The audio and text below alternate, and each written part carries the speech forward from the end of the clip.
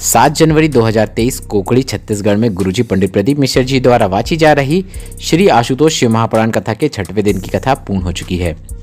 आज की कथा में गुरुजी ने बहुत अच्छी और उपयोगी जानकारी दी है, पर गुरुजी ने कोई भी उपाय नहीं बताया है। पर आशुतोष शिव महापुराण कथा में गुरुजी ने कुछ अच्छे उपाय बताए हैं। वे सभी 6 उपाय इस वीडियो के अंत में हम आपको करके दिखाएंगे, ताकि वे उपाय आपको आसानी से समझ में आ सके।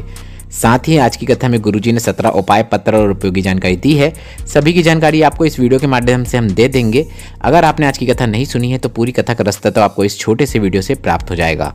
बढ़ते हैं पहली जानकारी की ओर। गुरुजी ने कहा, कमरे में बैठकर आप कितना भी रो लेना, कष्ट आ गया हो, तकलीफ आ गई हो, परेशानी आ गई हो, तो अपने ही घर में हो तो कितना भी रो लो, पर अगर तुम्हारे घर के द्वार में, तुम्हारे घर के दरवाजे में अगर कोई आया है और तुम दरवाज़ा खोलते हो तो उस वक्त तुम्हें दुखी नहीं दिखना चाहिए, उस वक्त तुम्हें रोता हुआ नहीं दिखना चाहिए। क्योंकि अगर आप ऐसा करेंगे तो वह सामने वाला व्यक्ति आपका फ़ायदा उठाना चालू कर देगा।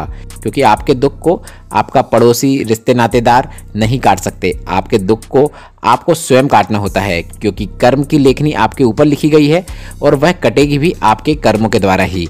बढ़ते हैं आज की कथा की दूसरी जानकारी की ओर। गुरुजी ने कहा, अगर आपको कभी अच्छा मिल रहा है, जीवन में सुख मिल रहा है, डल्लप के गद्दे मिल रहे हैं, एसी ऐशो आराम मिल रहा है, मतलब आपको सभी अच्छी चीज़ें मिल रही हैं, तो इस बात को याद रखना, आपके कर्मों का फल, आपके पूजन का फल आपको प्राप्त हो रहा है। बढ़ते हैं आज की कथा की तीसरी जानकारी की ओर। गुरुजी ने कहा, आपने देखा होगा जब हम शिवलिंग पर जल समर्पित करते हैं तो शिवलिंग पर लगा चंदन भी धुल जाता है। उसी प्रकार आपके जीवन में 1 लोटा जल शिवलिंग पर अर्पित करने से, चढ़ाने से आपके भाग्य की बेकार रेखाओं को भी वह जल धो देता है। बहुत बल होता है 1 लोटा जल शिवलिंग पर अर्पित करने का। बढ़ते हैं आज की कथा की चौथी जानकारी की ओर। गीता साहू जी कबीर धाम से पत्र लेकर आई, जिसमें उन्होंने लिखा, मेरे पति पुलिस में हवलदार के पद में हैं। शिव जी की महिमा का क्या बखान करूं। मेरा लड़का नीट की कोचिंग करने दुर्ग गया था, दोस्तों के साथ उसका एक्सीडेंट हो गया था और किसी ने बताया भी नहीं था। फिर 2 दिन बाद डॉक्टर ने ही हमें फ़ोन करके बताया कि आपके बेटे का एक्सीडेंट हो गया है, वह वेंटिलेटर में है और कोमा में चला गया है। हम जब हॉस्पिटल में पहुंचे तो बच्चे की स्थिति बहुत नाजुक थी। डॉक्टर ने कहा वेंटिलेटर में हम सिर्फ 21 दिन रखेंगे, उसके बाद बॉडी दे देंगे। हम प्रतिदिन शिव भगवान की कथा तो सुनते थे, पर कभी मंदिर नहीं जाते थे, और उसी दिन हम सब ने शिव मंदिर में जाकर जल चढ़ाया और उसको प्राप्त करके उस जल को हमारे बेटे के शरीर में लगा दिया। बाबा की कृपा ऐसी हुई कि बेटे का शरीर 3 दिन में ही कार्य करने लगा। बेटा धीरे धीरे ठीक हो गया है। डॉक्टर ने बोला था जीवन भर याददाश्त नहीं आएगी, दिमाग काम नहीं करेगा, पर बाबा की कृपा ऐसी हुई, 1 लोटा जल और 1 बेलपत्र का ऐसा असर हुआ कि मेरा बेटा पहला जैसा नॉर्मल हो गया है। उसी का आभार व्यक्त करने कथा पंडाल में आई हूँ। बढ़ते हैं आज की कथा की 5वीं जानकारी की ओर। सावित्रीबाई साहू जी पत्र लेकर आई, जिसमें उन्होंने लिखा, बच्चेदानी खराब हो चुकी थी। डॉक्टर ने कहा बच्चेदानी का ऑपरेशन करना पड़ेगा, उसे बाहर निकालना पड़ेगा क्योंकि इन्फेक्शन फैल रहा है। मैं डॉक्टर से 5 दिन बोलकर दवाई लेकर आ गई। मैं पहली बार जल चढ़ाने उसी दिन शिव मंदिर गई, जब डॉक्टर ने बताया कि आपको यह बीमारी हो गई है।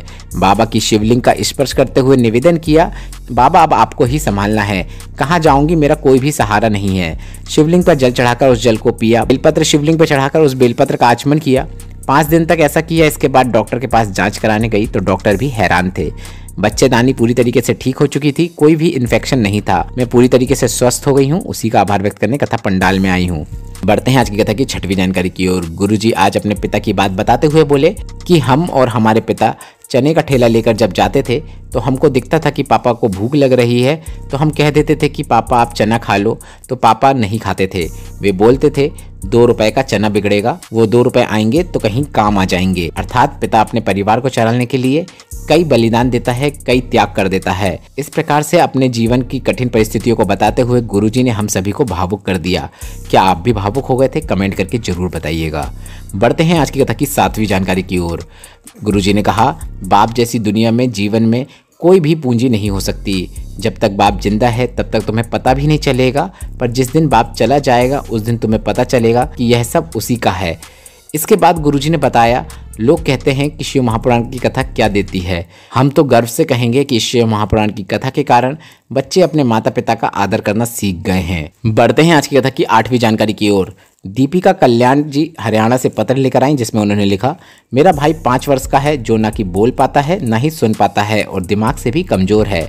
हमने टीवी पर कथा सुनी और कथा सुनकर हमको विचार आया कि बच्चे को शिवलिंग पर चढ़ाया हुआ जल दें। यहाँ आने का एक ही कारण है, बाबा को आभार व्यक्त करना, क्योंकि एक लोटे जल का ऐसा चमत्कार हुआ कि उस बच्चे की वाणी धीरे धीरे सही होने लगी है और अब वह बोलने भी लगा है। बढ़ते हैं आज की कथा की 9वीं जानकारी की ओर। गुरुजी ने कहा, एक व्यक्ति में अगर आपको गलती दिख रही है तो तुम ज्ञानी हो, तुम्हारा हक है उसको समझाने का। पर सब में अगर तुमको गलती दिख रही है, मतलब एक कथाकार, दूसरा कथाकार, तीसरा कथाकार, सभी कथाकारों में तुमको गलती दिख रही है, तो तुम यह बात समझ लो, तुम ज्ञानी नहीं हो, तुम अज्ञानी हो। तुम्हारी सोच में गड़बड़ है, अंदर ईर्ष्या भर चुकी है, जलन भर चुकी है। ऐसे में अपने आप को ही समझाने का प्रयास करें, अपनी गलती को पहचानने का प्रयास करें, उसमें श्रेष्ठता है। बढ़ते हैं आज की कथा की 10वीं जानकारी की ओर। गुरुजी ने कहा, चेला गुरुजी को धोखा दे सकता है, विश्वासघात कर सकता है, गाली अपशब्द भी दे सकता है और गलतियां भी गिना सकता है, पर गुरु कभी भी चेला को धोखा नहीं दे सकता, यह निश्चित है। बढ़ते हैं आज की कथा की 11वीं जानकारी की ओर। 8 जनवरी 2023 मतलब कल कोकड़ी में चल रही आशुतोष शिव महापुराण कथा कोकड़ी वालों के लिए, मतलब कथा पंडाल में सुनने वालों के लिए सुबह 9 बजे से लेकर 12 बजे तक आएगी। और अगर आप आशुतोष शिव महापुराण कथा टीवी पर देख रहे हैं तो यह कथा 2 बजे से लेकर 5 बजे तक आएगी। यह जानकारी हम इसलिए दे रहे हैं क्योंकि रोज कथा 1 बजे से आ रही थी, पर अंतिम दिन की कथा 2 बजे से लेकर 5 बजे तक आएगी, इस बात का ध्यान रखें। बढ़ते हैं आज की कथा की 12वीं जानकारी की ओर। आशुतोष शिव महापुराण कथा में गुरुजी ने कुछ ऐसे उपाय बताए हैं जिनको आपको इस माघ माह के सोमवार को करके अधिक से अधिक लाभ प्राप्त करना है। आपको शिवलिंग पर एक कलश जल अर्पित करना है और जल अर्पित करते समय आपको सिर्फ आशुतोष महादेव कृपा करें, इस प्रकार से बोल देना है। बस इतना बोल देने वाले के जीवन में कभी भी तलाक नहीं हो सकता। आशुतोष शिव महापुराण में गुरुजी ने इस आसान उपाय की जानकारी दी है। बढ़ते हैं आज की कथा की 13वीं जानकारी की ओर। कर्जा मुक्ति के लिए गुरुजी ने आशुतोष शिव महापुराण कथा में एक उपाय बताया है। आपको एक कलश में जल भर लेना है और इस जल से भरे हुए कलश में आपको एक बिंदी लगाना है। यह बिंदी आपको चंदन की लगाना है और यह चंदन आपको घर पे ही घिसकर तैयार करना है। पिसा पिसाया चंदन का उपयोग ना करें, घर में चंदन घिसें और उसकी बिंदी लगाएं। आप लाल या पीला कोई भी चंदन की बिंदी लगा सकते हैं। बिंदी कलश में लगाने के बाद इस जल से भरे कलश को शिव मंदिर में जाकर इस जल को शिवलिंग पर अर्पित कर देना है। बस इतना ही करना है। इतना मात्र कर देने से आपका कर्जा चुकना शुरू हो जाएगा और अगर बहुत कर्जा है तो यह उपाय आप प्रत्येक सोमवार को जरूर करें। बढ़ते हैं आज की कथा की 14वीं जानकारी की ओर। गुरुजी ने दिसंबर माह की कथा में एक उपाय बताया था जिसमें घर के बच्चे जो कि बहुत जिद्दी होते हैं, बात नहीं सुनते हैं, उल्टे काम करते हैं, पढ़ाई नहीं करते हैं, तो अपने ही घर में आपको एक छोटा सा उपाय करना है। आप जब रोज अपने घर के शिवलिंग का स्नान कराते हैं, उसके बाद जल अभिषेक कराते हैं, तो जल अभिषेक कराने के बाद थोड़ा सा जल को प्राप्त करके उस बच्चे को पिला देना है, या फिर आप उसकी पानी की बोतल में भी उस जल को डाल सकते हैं। बच्चे की चित्तवृत्ति स्थिर होगी और वह आपकी बात भी मानेगा और पढ़ाई में भी उसका मन लगने लगेगा। यह उपाय आप 2 से 3 सोमवार जरूर करके देखिएगा। बढ़ते हैं आज की कथा की 15वीं जानकारी की ओर। पुण्य शिव महापुराण कथा में गुरुजी ने शीघ्र भाव वाला बिल्कुल नया उपाय बताया था। जिनका विवाह नहीं हो रहा हो, 28, 30, 32, 34, 36 साल के हो गए हों, वह यह उपाय जरूर करें। आपको इस माघ माह के सोमवार को यह उपाय करना है। आपको जल चढ़ाने की शुरुआत माता अशोक सुंदरी के स्थान से करते हुए शिवलिंग पर जल चढ़ाना है और जो आप धार बनाएंगे उस धार का अंत आपको वापस माता अशोक सुंदरी के स्थान पर करना है। मतलब माता अशोक सुंदरी से होता हुआ जल शिवलिंग पर जाएगा और फिर वापस माता अशोक सुंदरी के स्थान पर जल आएगा। इस प्रकार से जल अर्पित करना शीघ्र विवाह के लिए किया जाता है। यह गुरुजी का बिल्कुल नया उपाय है। प्रयास करें कि जिसकी शादी नहीं हो रही है वह यह उपाय करे। अगर किन्हीं कारणों से वह यह उपाय नहीं कर पाए तो उसके निमित्त कोई भी यह उपाय कर सकता है। बस उसे बता दें एक बार कि हम आपके लिए यह पूजन कर रहे हैं, उपाय कर रहे हैं। बढ़ते हैं आज की कथा की 16वीं जानकारी की ओर।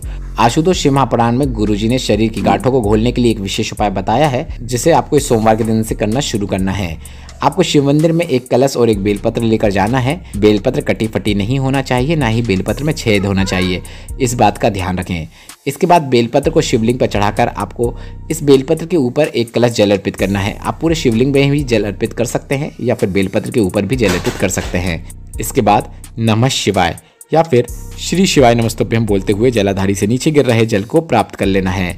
इसके बाद शिवलिंग के ऊपर चढ़ी हुई बेलपत्र को औषधि रूप में प्राप्त करके मंदिर के बाहर आकर बैठ जाना है और बेलपत्र और उस जल का आचमन आपको मणिभद्र का नाम लेते हुए करना है।